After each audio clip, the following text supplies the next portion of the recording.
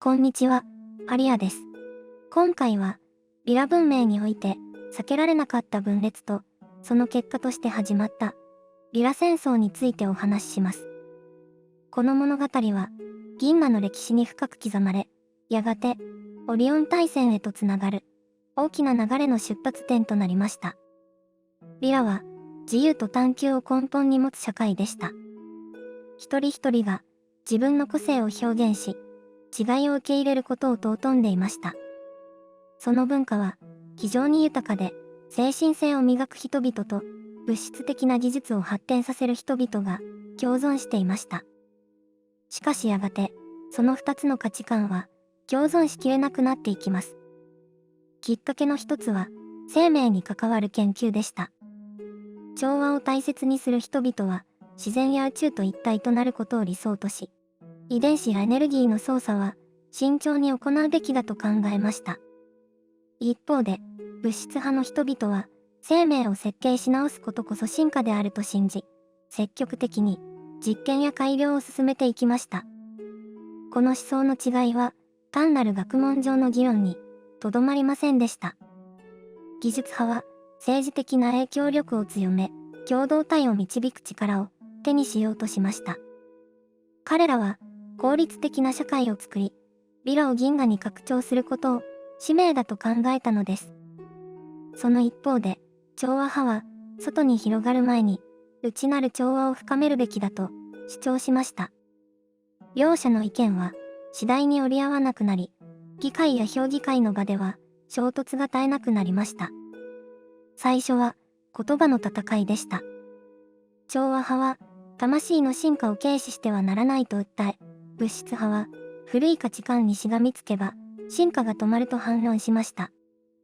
しかし、この論争はやがて、社会の分裂を引き起こします。人々は、自分の信念に従い、住む地域や共同体を分け始めたのです。その頃から、ビラの内部では、小規模な衝突が頻発しました。エネルギー資源の管理をめぐる争い、遺伝子研究の是非をめぐる抗議行動、都市の自治権をめぐる対立。表面上はまだ大規模な戦争ではありませんでしたが、確実に分裂の種は育っていきました。物質派は調和派を時代遅れとみなし、彼らの影響力を弱めようとしました。一方で、調和派は物質派を危険な実験に走る暴走車と非難しました。両者の間に残された共通の言語は徐々に失われていきました。この頃、ビラの評議会では重大な決定がなされました。物質派が推し進めるエネルギー兵器の研究を公式に承認するという決定です。それは星を守るためという名目でしたが、調和派にとっては自ら戦争を招く愚行に思えました。この判断を境に、両者の溝は決定的になります。調和派の一部は武力による抵抗を避け、別の星系への移住を検討し始めました。彼らは、ビラに戦争の波が訪れる前に平和を守る道を探さなければならないと考えたのです。しかし、全員が移住に賛成したわけではありません。ここは私たちの故郷であり、放棄するわけにはいかないと主張する者たちもいました。こうして、調和派内部でも意見が分かれ、まとまりを失っていきます。物質派もまた、すぐに外敵を作ったわけではありません。彼らの多くは純粋に、ビラの未来を強くしたいと願っていました。けれども、力を信じるその思想はいつしか支配を生みます。彼らは、調和派のコミュニティを圧迫し、資源や研究の独占を進めました。やがて、抵抗運動が起こります。調和派の若者たちが、物質派の施設を破壊する事件が続きました。一方で、物質派は、調和派を反逆者とみなし、機密裏に監視や弾圧を行いました。こうした小さな争いが積み重なり、ビラは次第に内戦前夜の様相を呈していきます。当時の記録には、同じ星に住んでいながら、相手の言葉が通じなくなったと書かれています。それは、言語の問題ではなく、価値観があまりに異なりすぎたために、相手の意図を理解できなくなった、という意味でした。人類史においても、繰り返されることですが、対話が失われたとき、争いは避けられなくなるのです。こうして、ビラ戦争の火種は、完全に整いました。最初の衝突は、資源の管理をめぐるものでした。調和派が守っていたエネルギー施設が物質派によって強制的に接収されたのです。この事件をきっかけに、両者は互いを敵として認識するようになりました。それまでは、対立はあっても、どこかで同じヴィラの民だという意識が残っていました。しかしこの瞬間、その意識は完全に崩れ去ります。物質派は新しい兵器を開発していました。それは純粋な破壊のためではなく、抑止力として設計されたものでした。しかし、皮肉にもその存在が緊張を高め、実際に使われることになったのです。エネルギーを圧縮し、光の矢のように放つ兵器は、都市の防壁を一瞬で焼き尽くしました。これが、ビラ戦争の最初の戦闘として記録されています。調和派も黙ってはいませんでした。彼らは外部の武器よりも精神の力を信じていました。彼らの得意としたのは精神攻撃でした。集合意識を一つにし、相手の思考に強烈な恐怖や混乱を流し込む。直接的な破壊ではありませんが、兵士たちは戦えなくなり、時に自ら命を絶つ者さえいました。この段階で、ヴィラは2つの戦い方を経験することになります。一つは、物質派が作り出した強力な兵器による破壊。もう一つは、調和派が仕掛けた精神の領域での戦争。どちらも、人々の生活を深く傷つける結果となりました。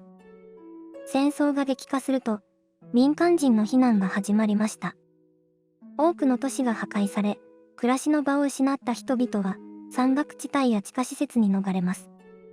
しかし、そこにも戦火は及び、やがて、避難先すら安全ではなくなっていきました。ヴィラの美しい都市や自然は、一つ、また一つと、姿を失っていきます。物質派の都市は、整然とした軍事国家のように変貌しました。遺伝子研究は、兵士の強化に利用され、肉体的に優れた戦士たちが、次々と生み出されました。一方で、調和派は、人数的に劣勢でしたが、精神的な連帯感で、踏みとどまっていました。しかし、その力にも限界がありました。恐怖と怒りが人々を支配すると、集合意識の調和は乱れ、思考の力は次第に弱まっていったのです。戦争は短期で終わるものではありませんでした。どちらの側も勝利をつかめず、ただ被害が拡大していきました。ある都市では、物質派の兵器が調和派の拠点を完全に焼き尽くしました。その報復として、調和派の戦士たちが精神攻撃を仕掛け、物質派の指導者が精神を崩壊させられました。こうして、破壊と報復の連鎖が止まらなくなっていきます。ヴィラ全土は、やがて、勝者なき戦争の舞台となりました。民間人は、どちらの派にも、疑いの目を向けられ、強制的に兵士にされたものも、少なくありませんでした。かつて、自由と探求を尊んだリラの文化は、争いの中で、急速に失われていきました。戦争が続く中で、環境への影響も深刻化しました。強力なエネルギー兵器は、大気を破壊し、土地を不毛にしました。一方で、精神攻撃の繰り返しは、集団的な意識に大きな傷を残しました。そのトラウマは、魂に刻まれ、後の文明や、転生した魂にまで影響を及ぼしていきます。記録によれば、この時代に最も多く使われた言葉は、恐怖と裏切りでした。誰もが相手を信じられなくなり、同じ派閥の仲間でさえ疑うようになったのです。こうして内戦はさらに激化し、やがてヴィラ文明全体の存続を脅かすほどの規模にまで膨れ上がりました。過度の兵器使用と環境の破壊によって、ヴィラはバランスを失いました。大気は不安定となり、自然災害が頻発しました。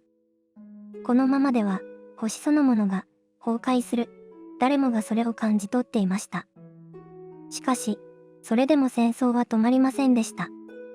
それぞれが正義を掲げ、相手を滅ぼさなければ未来はないと信じ込んでいたからです。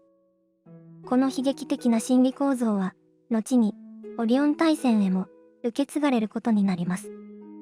戦争の長期化は、文明の礎だけでなく、ビラそのものを破壊しました。物質派のエネルギー兵器は、大気を不安定にし、土地を焼き、都市を廃墟へと変えていきました。調和派が使った精神攻撃は、集合意識に深い傷を残し、人々を疑念と恐怖で引き裂きました。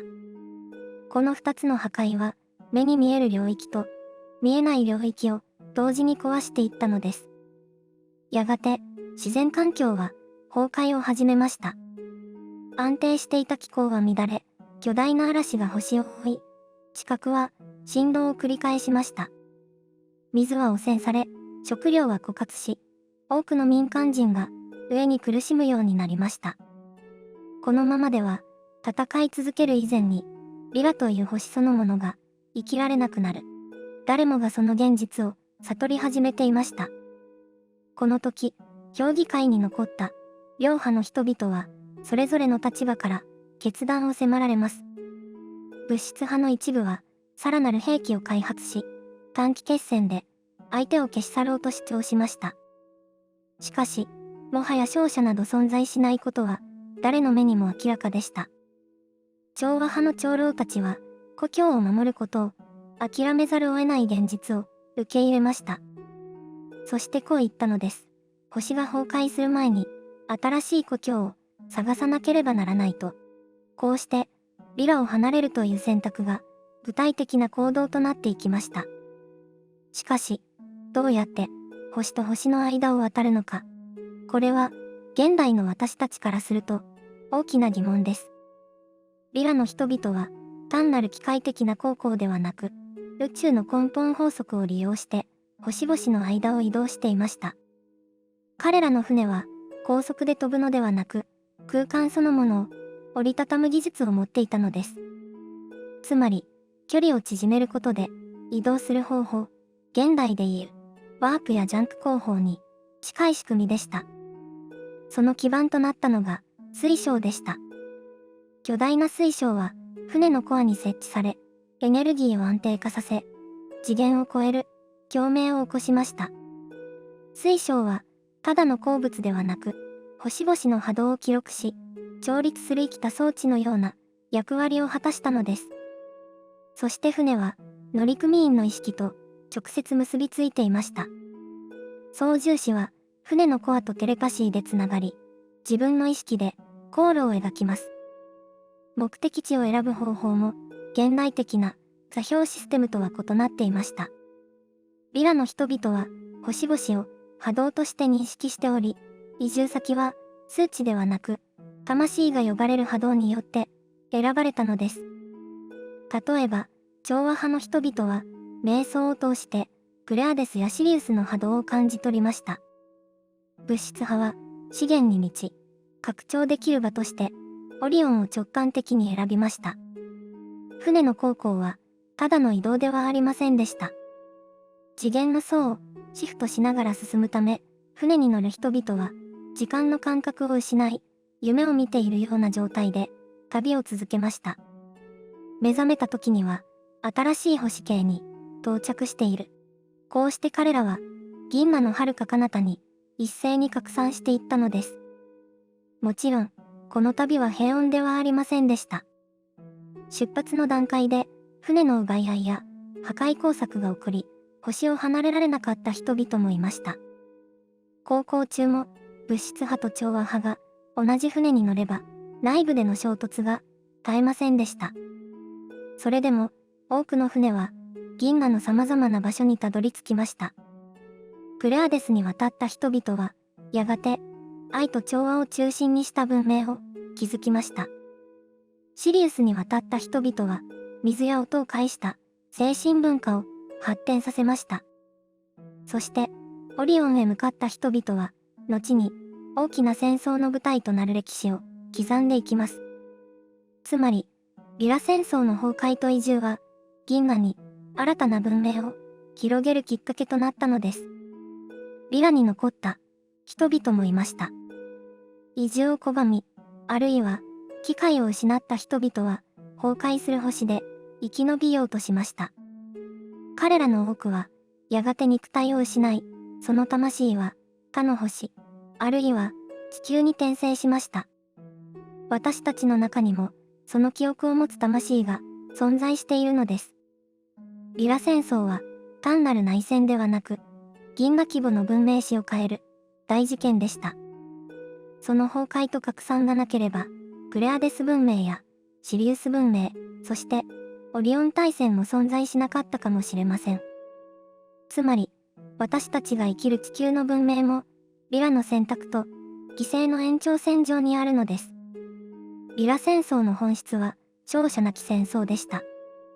調和派も物質派も、最終的に理想を実現できたわけではなく、星そのものを失ってしまいました。そしてこの失敗の記憶が魂に深く刻まれたのです。まず大きな傷跡は分裂の恐怖です。かつて自由と調和を大切にしていたビラの民は自分たちの価値観の違いを受け入れられず争いに至りました。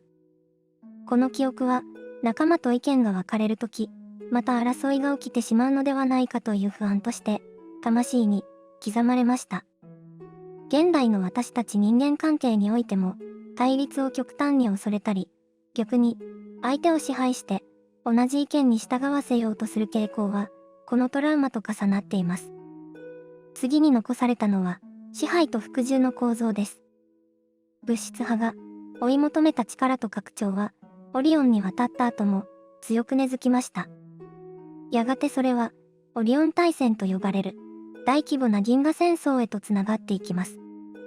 ビラ戦争で芽生えた相手を抑え込むことで自分の理想を守るという考え方がそのまま次の時代の戦争の火種となったのです。一方で調和派が選んだ道もまた別の影響を残しました。彼らはプレアデスやシリウスで平和的な文明を築きましたが、心の奥には再び争いが起きないようにという強い願いがありました。そのため、時に平和そのものが義務や抑圧の形になることもありました。争ってはいけない、怒ってはいけないという意識が、かえって感情を閉じ込め、人々を縛ることもあったのです。つまり、ビラ戦争は2つの方向性を同時に生み出しました。一方は力による支配、もう一方は平和を義務とする抑圧。どちらも純粋な自由とは違う形で魂に影響を与えていったのです。そしてその記憶は地球人類にも受け継がれています。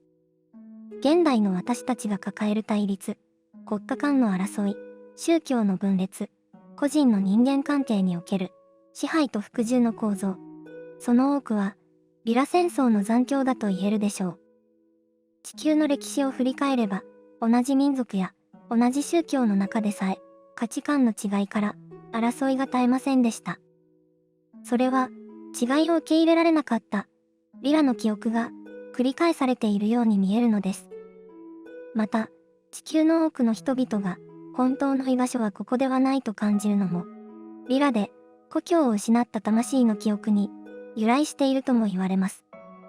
ビラの民が経験した離散の痛みは地球に転生した魂の奥に刻まれており、どこかに帰りたいという郷愁となって現れるのです。しかし、この記憶は単なる悲劇の再現だけを意味してはいません。